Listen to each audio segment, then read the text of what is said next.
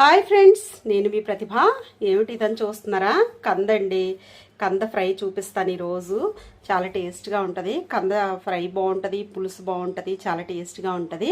అయితే ఈరోజు కంద ఫ్రై చూపిద్దాం అనుకుంటున్నాను. చాలా బాగుంటుంది.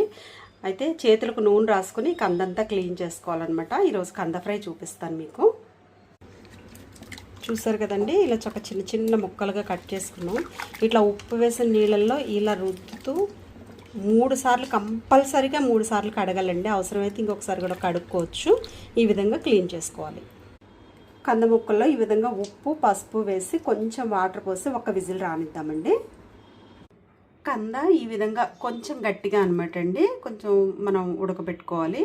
కుక్కర్లో అయితే అసలు ఒక విజిల్ కూడా కాదు, ఆవిరి మీద ఉడకబెట్టుకుంటేనే కొంచెం గట్టిగా ఉంటాయి అన్నమాట. ఈ విధంగా ఉడకబెట్టి పక్కన పెట్టేసుకున్నాను.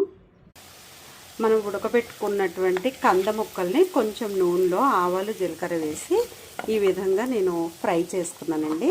కొంచెం ఉడుకుతుంది, అలా తర్వాత ఫ్రై అయిన తర్వాత చక్కగా ఇట్లా క్రిస్పీగా బాగా ఫ్రై అవుతుంది అనమాట. అలా చేసుకున్న తర్వాత ఇంతకుముందు ప్రీవియస్ వీడియోలో నేను కాకరకాయ ఫ్రైకి చెప్పాను కదండి, ఆ ఫ్రై కోసం చేసుకున్న పౌడర్ అయితే నా దగ్గర ఉంది. అదే పౌడర్ని దీనిలో వేస్తున్నాను అనమాట. నేను లాస్ట్ టైం కూడా చెప్పాను కదా, బంగాళదుంప ఫ్రైలో కానీ ఇట్లా ఏదైనా ఫ్రై చేసుకున్నప్పుడు ఆ పొడి వాడుకోవచ్చు అని. ఆ పొడి కొంచెం ఎక్కువగా కూడా కొట్టి పెట్టుకోవచ్చు, ఒక 10 days అట్లా నిలవ ఉంటుంది అనమాట. ఈ విధంగా వేసేసుకున్న తర్వాత దీనిలో నేనైతే కొత్తిమీర అది ఏం వేయను అనమాట అండి. కరివేపాకు ఆల్రెడీ పౌడర్లో వేసాను కాబట్టి ఈ విధంగా నాకు నచ్చుతుంది టేస్ట్, అందుకోసం నేను వేయను అనమాట. ఈ విధంగా చక్కగా ఫ్రై చేసుకుంటే పప్పు చారులోకి కానీ ఏదైనా పులుసు కూరలు ఉన్నప్పుడు ఇది నంచుకోవడానికి కానీ చాలా బాగుంటుంది. కంద చాలామంది ట్రై చేయరు, బాగుండదేమోనని.